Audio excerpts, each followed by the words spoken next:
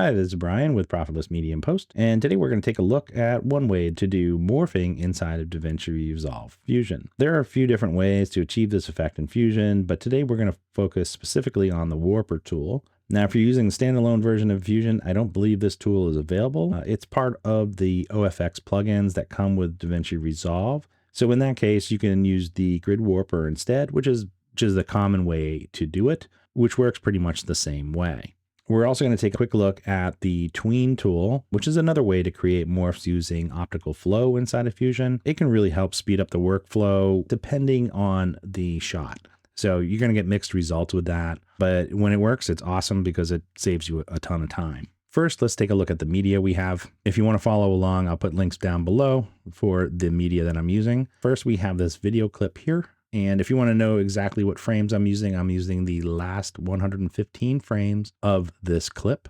But this is the shot, and we have this girl just basically standing there, and she turns her head a little bit. Not a lot of movement, but we're definitely going to have to track it to do our morphing. And then we have this still image, which we're going to use to morph into. So we're going to use we're just going to roto out this mask here and use that as a replacement for her face and have her face morph into that mask. And there's quite a few different issues we're going to have to deal with. And depending on how you want to do it, you can make your own creative choices. The first thing we should do is probably track her face. And that way we can stabilize it, and then we can start talking about the process of morphing. So if we take a look at this shot, I just want to take a look at the shot a little bit more. At the end, you can see her forehead. You also notice that she turned a little bit. So her nose is a little bit different. She's turned to the side a little bit. And if we go to the front, you can see the top of her head is cut off and she's facing more towards the front. Now, this is going to be a little bit of an issue when it comes to the masking, because we're going to use the surface tracker. And we want to be able to not only use the surface tracker for the tracking, but we also want to use it for masking. And so for us, we're going to want to make sure that the shape fills the whole head. Okay. And you'll see what I mean when we get into this. So with that being said, we're going to start at the end and track backwards so that we can see the full face before it turns and before the head gets cut off. And so let's add in a surface tracker. And actually I want it up here on a separate line. Bring this up, and we're going to just kind of start laying out our tracking points. And now normally I don't get this detailed, but I want to use this mask. I mean, you don't have to get this detailed, but you just save a step by not having to do any rotoscoping. So I'm just doing it, it doesn't have to be perfect, but just a little bit closer than normal. And then, because this is the area that I want to replace right in here. Okay, and so once that's done, let's go over to the mesh. Now, one of the things that we have to do here with the mesh is because that nose moves, pretty much everything else is, it moves a little bit. There's a little bit of perspective change, but it's really the nose that we want to try to capture that motion. So there's a couple different ways we can do it. We can either click in here and start adding points, or we can start using the options here, and let's see what we can do here. So what my main goal is to try to get a couple more points right in here. I'll just move these around. There's one right there. That's going to be helpful. Maybe something like that. We got several points on the nose that should get that motion all up in here. We might want one more. If we just click in here, you can add points. And wherever you click, it's going to redo the mesh. And I think that is good. So once we're set with our mesh, let's go to the track. And we are at the end. So let's just track to the beginning. Okay, and I'm already starting to see a little bit of an issue. It's not bad. The mesh isn't too bad. The track is okay. I think it's done a pretty decent job getting the basic motion of what's going on here, except that the edge didn't really stick on, and I didn't really want that edge. With the surface tracker, we could actually just move this edge out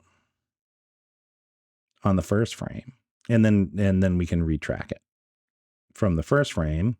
I'm just going to tighten this up a little bit too. Just get it right where I want it. Right where we're going to replace the face. And then I'm going to track from here, except this time, instead of faster, I'm going to try better. And that's going to definitely be a little bit slower, but it might get us better results. Let's see how that works. Let's see how that did. That's much nicer. You can see that the outline is really hugging to the contour. And that's what we want.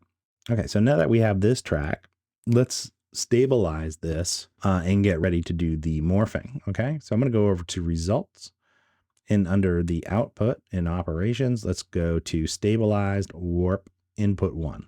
Right now we're on reference frame 115, which where we originally started, and this is what we want. I just want to show you this real quick. If I went to the beginning, right, and we set our reference frame to 0, you can see that our mat is stabilized here, right? So, which is fine for most of the shot. But as we get towards the end, when we reintroduce the animation, the top of the head is going to be cut off. And that's why we went to 115.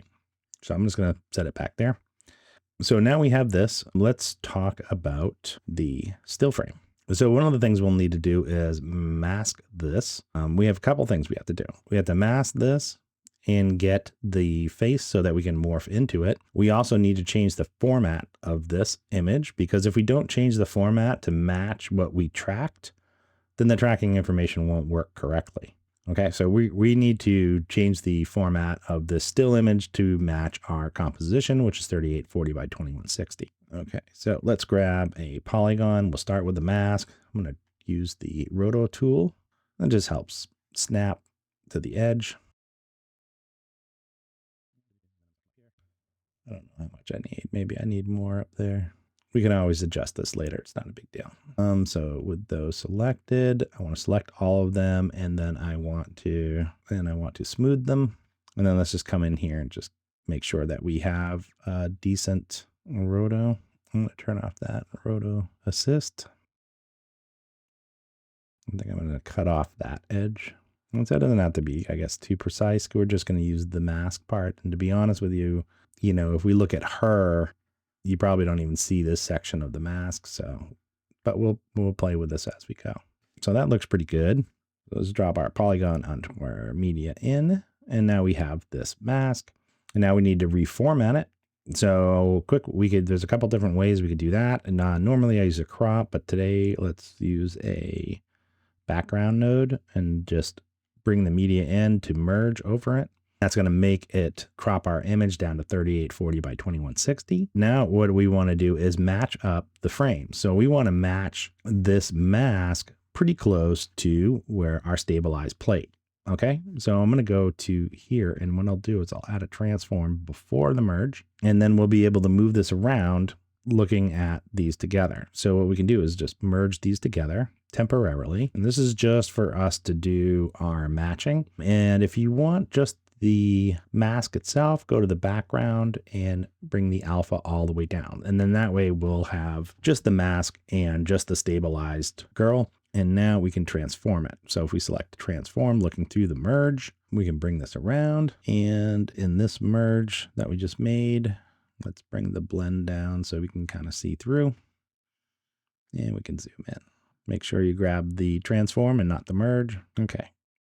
So we're going to have a little bit of an issue here. One thing is that this is where you're going to have to make a choice. If we look at this image, do we want to morph the girl because she has a little bit more of a rounder face than the mask? Do we want to morph her into this shape, or do we want to make this mask kind of fit her face and then merge into the one that fits her face? I'm going to go for the fit your face style, because if we do the other way where it's longer, chances are, if we look at the merge, like if we left it like this, you can see all of this here. You're going to have to do some work on the original image to try to smooth all that out. You'll have all these edges right here that you'll have to paint out, clean out to do the morph. So that might be a little bit more work. At any rate, so we have a couple of choices. We can warp this into place, which is, I think, what we'll do. So I'm going to grab the merge. Let's just add a grid warp. Go to grid warp, go to source, and we're going to go to edit line. And I want to, let me look at this. I want to add a shape and just add a shape around the basic there. Okay, that's basically it. We can turn off the grid for a minute so it doesn't get in our way. Select all those points. We'll smooth them out. Why didn't that work?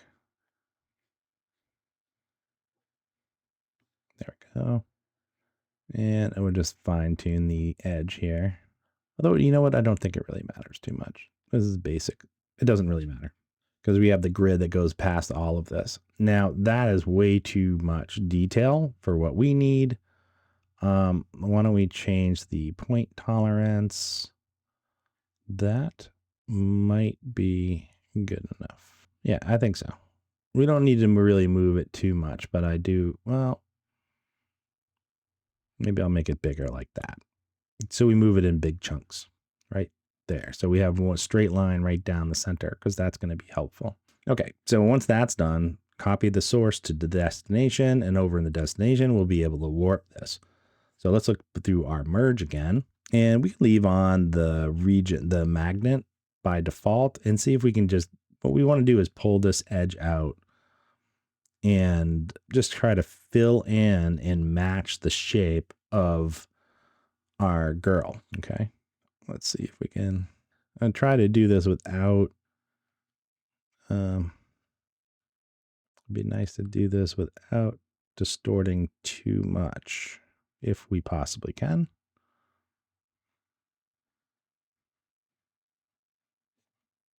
Okay, so that works for there. The nose, on the other hand, is going to be interesting. So if I blend this down, you can see where that nose is. It's definitely in a strange position.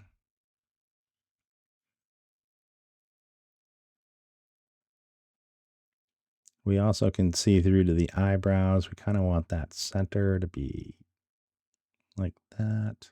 So play with this and get it to where you think is going to be good. Let's see how that looks. It might be too warped. Try not to make it too warped.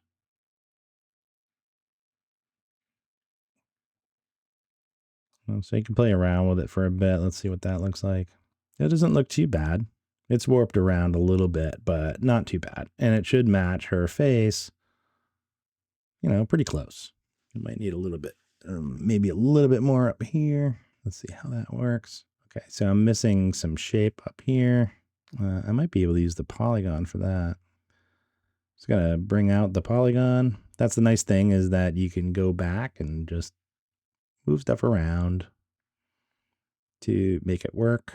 So I'm going back to the polygon of this right here to readjust that edge. And yeah, I think we're looking, I think that'll work out. Let me see. Where's the eye? It's close. Where's the eye here? It's close. Yeah, overall, I think it looks pretty good. I think that's going to work. Let's use that for now. So at this point, we don't need this merge. So I'm going to delete that. And now we're going to start to get, finally, we're going to get to doing the morph now that we have everything set up. So we have everything tracked.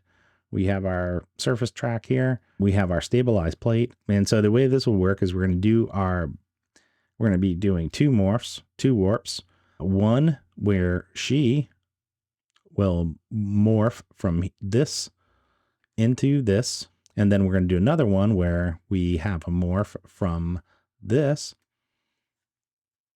into this. So one from the mask to her, one from her to the mask. And then we're going to cross the fade those two things. Yeah, I mean, that's basically what it is. And there's a bunch of different ways to do this, so you can decide on which way you want to do it. At this point, I wanted to point out one of the easiest ways, if things work out. One thing you can do is use a tween node, and we can just drop these in. And let's take a look at the tween. So you can already see something's happening. And right here, you have the interpolation, and you can play with this, and you can see how it's actually morphing based upon optical flow. Now, there's not going to be any optical flow for the mask, but there is for the surface tracker. There's a bunch of motion in there. But, you know, it does a pretty good job of blending them together, and you do have quite a few options. You can use the forward and backwards optical flow vectors. And then you also have a couple optical flow options. You have the advanced or classic. Both have advantages and disadvantages. We could use the advanced and maybe bring down the warp count so it's not so crazy. And just doing that right there has done, you know, it's done something. I don't like the way the mouth is working because it's not stretching, but that's why we're going to use the warper tool, because we'll have much more control over what's bending and being moved. But anyway, yeah, play around with the tween tool. If it does work, it's awesome because it saves you a ton of time. Anyway, let's get off of that. And now I just noticed something. I want that nose to be over a little bit more. When we were looking at that, I noticed that it's not really, we'll play with it a little bit more later, I guess. So let's start with her. And let's add in the warper. Okay. And we're going to use this. And what I'd like to do is I want to be able to select, the outside edge, the eyes, nose, and mouth. So let's start with the outside edge. I'm going to go a little bit above. If you click and drag, it'll make it a curve as you're going around. And this is just so I can move that edge if I want. And so this is the difference. And I can just put my lines down and it's just like the grid warp, but I get to place where I want my warping to happen. It's a little bit easier to do something like this with the warper. Okay, so I have my face. Now you notice as soon as I finished the shape, it went over to adjust. And I don't want that. I want to make a whole bunch of shapes. So if we come down to the bottom under advanced options, let's turn off auto advanced to adjust mode. And now we can just do a whole bunch of shapes. So I'm going to do the eye. Oops. Let's go add. That one I'm going to do around the nose. And I am placing the points in certain spots. This is in the middle of the nose. This is on the kind of the middle of that circle, in the middle of that circle, so that I have a basic idea of where to look for these warps when I go to the mask, because the mask is completely different. Something like that.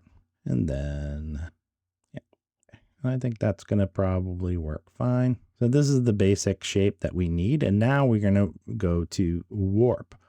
And this is where we're going to warp onto. But we want to warp to is this mask.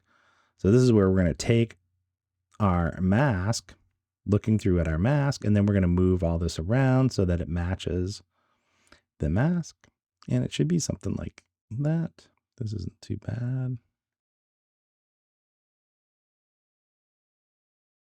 Something like that. So now if we look at the warper, this is what we got. And if we use the warp strength, you can see this is our warp. And of course, we don't want that. That looks silly. But now we're going to do the exact same thing to the mask. Okay, so we can copy this, but unless someone else knows of a way, we need to swap the warp and the adjust level. So if I look through here and I'm at adjust, that obviously doesn't match up with the face. Okay, we already have our shape, so this makes it easier anyway. So now we can just go, I'm in adjust and grab that shape, and we'll do this. That. And I think that's, you know what, I don't know if I'm going to mess with this outside edge. I might just leave it there and see what happens. And then you go to warp, and that warp should match her. So then we're going to change all of these.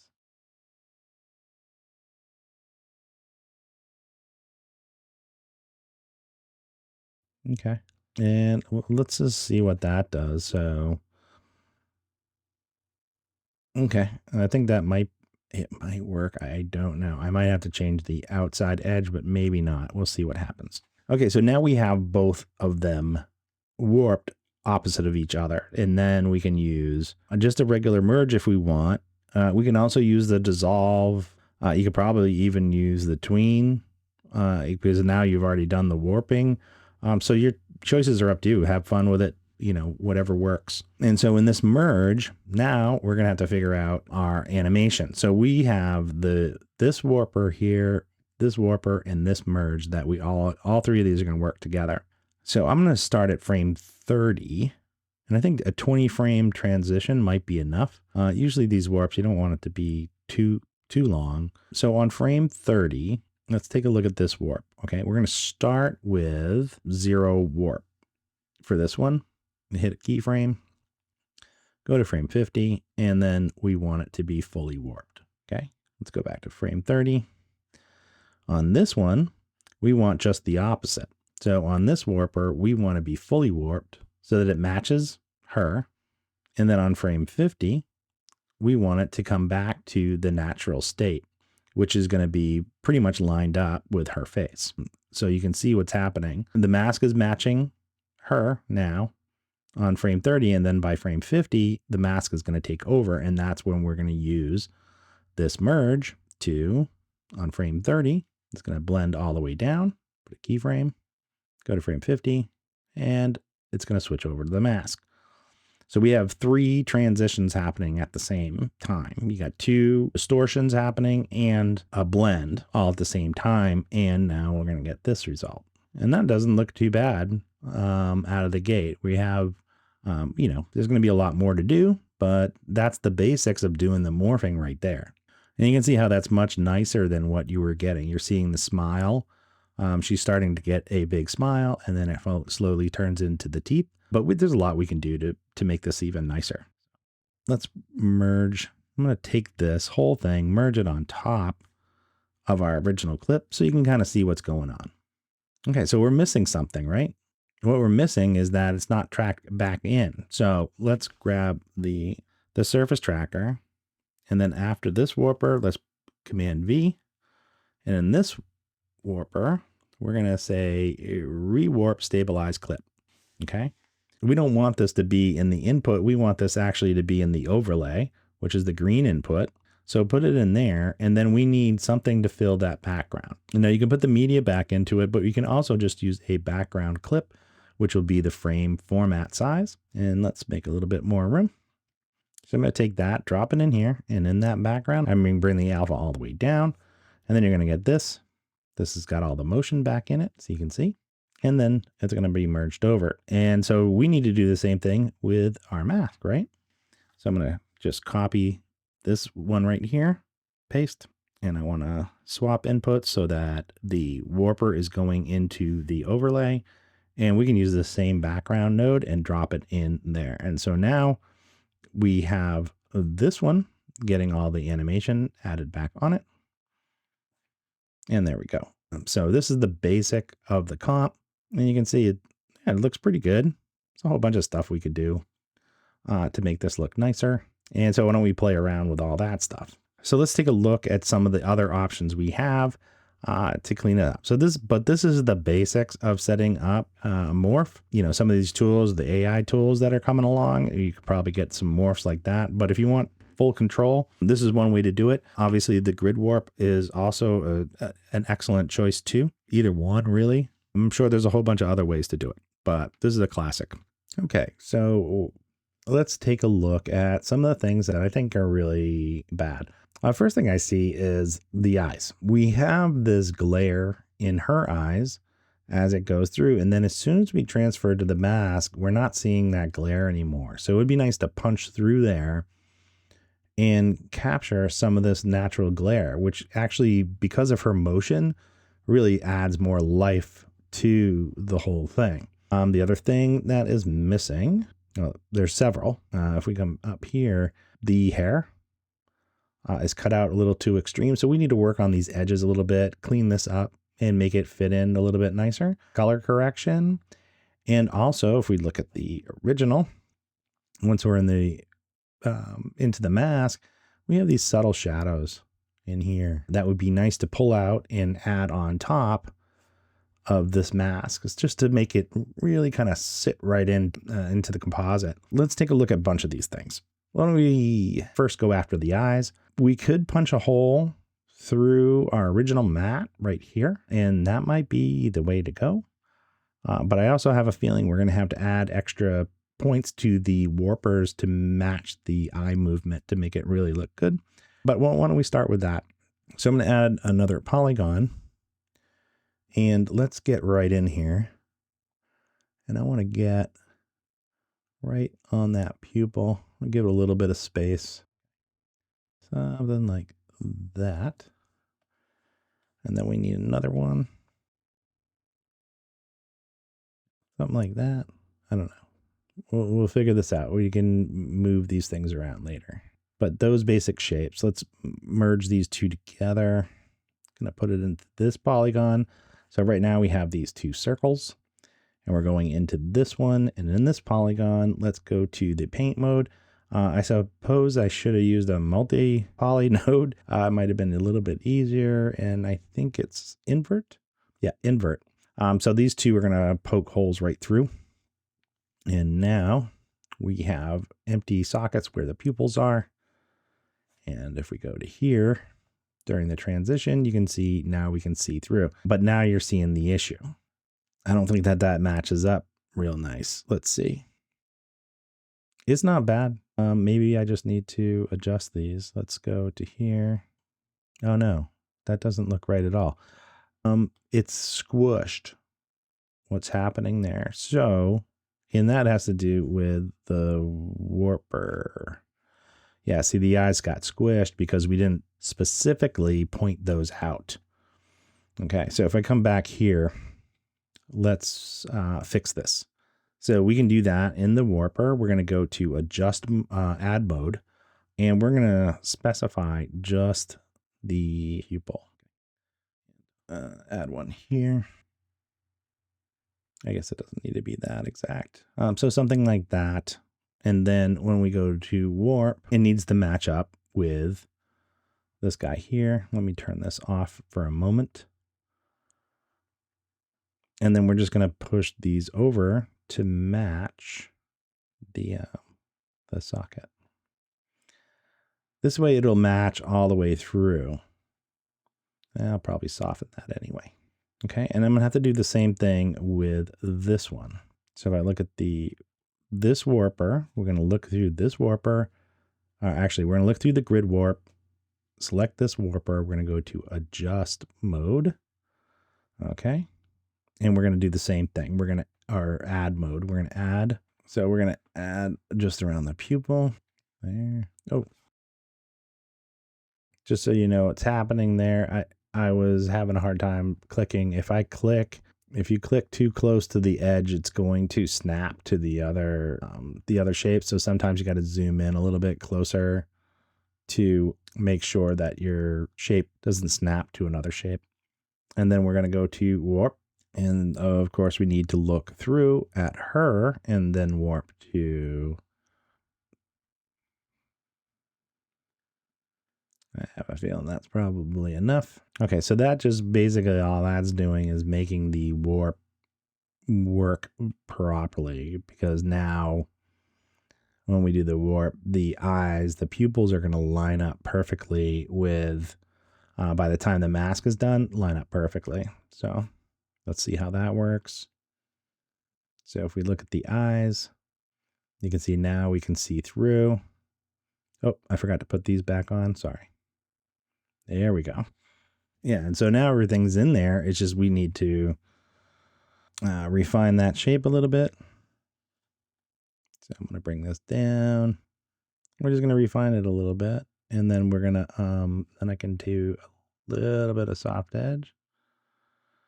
And maybe bring in the border just a little bit. So we could just get that darkened. If you look real close, you know, we're just bringing in that little bit of edge. And it actually looks kind of cool like that. And we just need to do the same thing here. So we're just going to bring this down.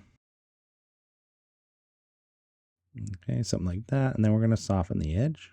And then maybe bring it in a little bit. Okay, let's see what that looks like. So now you got this. Nice. Okay, so that just adds a little bit more realism to the eyes. You could probably play with this a little bit more. I feel like this one here is a little warped from that. I mean, it is a little warped, but that kind of looks interesting anyway. The next thing is, let's deal with these edges around here. Let's see what can we do about that. Well, in both of the surface trackers actually have an expand and contract and softness on the edge. I think in particular, I mean, we're really focused on this mask. So let's see if we can kind of play with this a little bit. I'm going to bring the softness up and then bring out the edge maybe. I don't like this right here. I'm missing, there's like a little gap here I'm not crazy about. I wonder if I can pull a little bit more. So in the grid warp, and I know it's way up the line here, but let's see if we can just pull that edge over. There we go. And it's just to cover the face. Okay. That looks better. And then that doesn't look half bad. You know, I mean, you can really blur it a lot on the edge and kind of like slowly blends into the head. And you know, it's not looking too bad. That looks pretty good. Still like to see the shadows. We'll get there. So one of the other things, what's going on right there? That might be the same thing. Yep. A little bit of grid warp. Just slightly pull out the edge so that her face is fully covered. Okay, so that's looking pretty good. We may not want this much softness, but right now I'm looking at it and it doesn't look that bad. We can leave the color the way it is if you want. If you wanted to, we could come up all the way up to right after the media end, maybe drop that color corrector in and just do a little bit of something. Maybe bring the saturation down, maybe bring a little bit. I mean, you can go to town with this. You can play around with it. You know, maybe you want it to be a little bit more like that. Yeah, I mean, this is the fun stuff with the compositing. You can do whatever you want. Have fun with it. And let's see what else we got. Okay, so that's looking pretty good. Let's see what's the difference here. That's quite a difference. We may need to bring back the hair. Maybe not. I don't know. I feel like I need a little bit of that hair to come back. If we wanted to, I don't know if this will make a difference, but let's see if we can, if it will. Let's add a tracker to see if I can bring a little bit of that edge back. You could use magic mask if you wanted to, whatever you want. I'm just going to grab, let's track something like that and something like, I don't know, we could probably track that. So we're going to track both of those. We'll just run those trackers. Okay. What we'll do is we're going to take this tracking information. We'll make a couple roto shapes. So I'm just going to grab a multi-poly. We're going to take our original clip, this one here, and merge it back over our image. So I'm just going to grab this merge. We're going to drop this into the foreground. And let's just drop this like this. And then that multi-poly, we'll drop you in here. And we just want to add a couple of shapes for the hair. So we have poly 1, which lines up with tracker 1. We'll make a shape right here. So in multi-poly 1, let's go down to the, before we draw this shape, go to center, connect to tracker 1, IntelliTracker 1 path, position. And that's going to add the animation to the shape. And since we haven't drawn it, we can draw it on any frame. So I'm just going to draw, you know, something loose. And this is just to help bring back any kind of detail on the edge. Like I said, you can try using stuff like one of the AI tools if you want and see if you get good results. And add another polygon, and polygon 2, we want the center connected to path 2 position. Now we have that animation. Let's add our second shape. And this is really just for right around the hair. And so now we have those pieces, you know, tracked along. They look pretty good. And let's see what that does. Well, let's go soften the edge a little bit. Maybe now we can play with that edge. Go to polygon 1, same thing. You can see this is just adding that little bit of, I mean, it's a subtle detail. Maybe we don't even need it. I don't know. Let's see what the difference is. So if I can look at this merge, it's adding very, very little. I think we did a decent enough job on the mask that we don't really need it, but whatever. Every little detail counts when you want it to look good. This is looking pretty good. Another thing I noticed is that, let me move this up. So this mask looks a lot sharper than the rest of the stuff. So under the surface tracker, let's add a blur and just, yeah, geez, I might only need one, you know, just kind of give it a little bit more blur, 1.3, just to soften it just a little bit. As a matter of fact, you could probably use it to focus or soften or whatever you want. Choose whatever tool makes it work for you. That's starting to look pretty good. The last thing would be the shadows and how we're going to do that. So let's take a look at this here. Well, one thing I can think of that might work is a key. So why don't we grab Luma key here, add that in, and we're just going to pipe right off. And don't we have these roto shapes? We do. What do we have? This one might actually work. Even though it's warped, the edges are staying the same, right? Let's try it.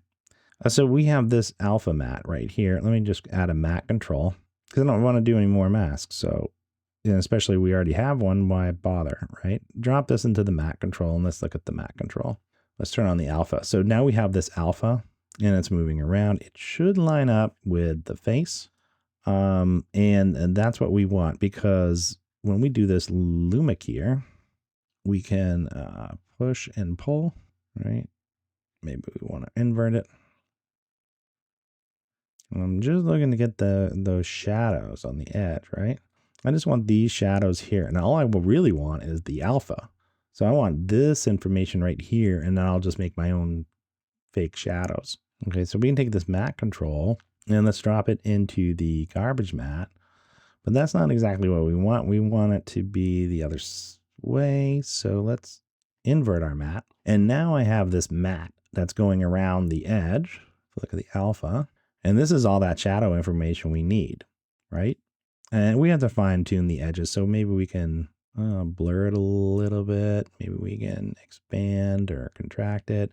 We'll play with these in a second once we get it closer. But one of the things we don't want is all the eyebrows and stuff like that. We don't need that part. We really just need around the hair, I think. Let me see. So what we could do is, let's see. Well, the cheap way to do it is to grab a background. We'll merge that over. And then we're going to use this as the key. Okay.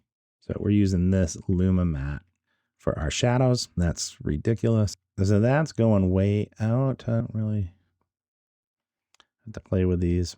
I mean, that's the shadow we want. Obviously, that's way too dark, but we'll play with this. Let's get it close. But I don't want these eyebrows in there. So another thing I can do is, coming from the same one, let's grab another matte control. So we're going to use the same alpha, but in this one, we want to, what do we want to do? We'll use two matte controls. I'll use another matte control. I don't know, maybe background, foreground. And then in here, let's do the combine alpha, subtract. Is that what I want to do? In this matte control, let's turn that to none. And we want to contract it like that. That's what I was looking to do. So this is probably another way to do this. I just want to, take this matte that we already have and I want to contract it down. So we're only going to affect the inside of the matte. Okay. And then I can push this edge and we can play with that edge. Okay. So now we have this matte. So if that was a little confusing, what we did was we used from the surface tracker, which is already tracked in. This is the reanimated alpha. We brought this to a matte control just so we can control it and invert it. Brought it into Luma keyer to cut out everything outside of the face. Then we brought another copy of the same alpha here and we eroded it down. So we blurred it and then we eroded it down so we can cut out the center of this matte. And then we're going to use that for our shadow. Okay, and that is ridiculously dark. So let's go to the background, grab the color picker, and we can get something that's closer to the color. We can also, in the merge, blend it down so it's not nearly as dark because it doesn't need to be that dark. And now we can play with all of these controls. So with the Luma keyer, maybe I want to blur. Maybe I want to, let's see.